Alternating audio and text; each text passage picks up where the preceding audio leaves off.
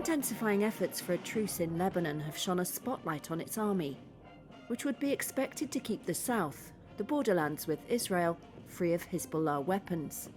But it is neither willing nor able to take on the Iran-backed group, 7 sources told Reuters, and any confrontation with it could trigger internal strife. Even though Israeli forces have killed at least 36 soldiers in strikes like this one that hit an army post in the south, the Lebanese army has stayed on the sidelines of the past year's conflict.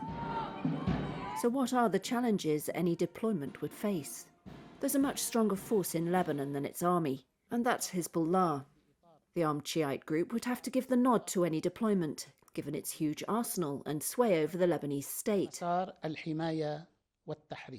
The United States is keen to see the army confront Hezbollah more directly, sources say.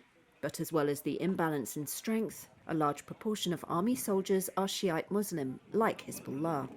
Scenes of troops trying to seize Hezbollah weapons could lead to civil war, one diplomat said, suggesting that instead the army could work alongside UN peacekeepers patrolling the south.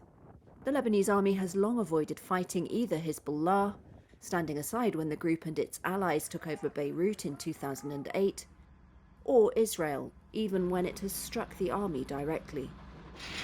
Lebanon's military is so underfunded it started offering helicopter tours to raise cash, when the country's financial crisis slashed the salaries it could pay. It is reliant on foreign funding, especially hundreds of millions of dollars from Washington. Some international aid to the army has been held up, pending a ceasefire, and diplomatic sources said US officials have sought to withhold funds to pressure the Lebanese government to make concessions. The solution to this crisis is not a weaker Lebanon. It's a strong and truly sovereign Lebanon, protected by a legitimate security force. A US official disputed that military aid was being used as leverage, and the White House declined to comment.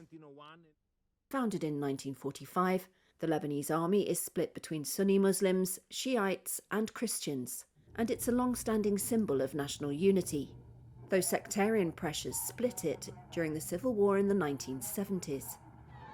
The army's priority is staying intact now, as the conflict between Israel and Hezbollah shakes the country, displacing hundreds of thousands of Shiites, and internal tensions once again rise.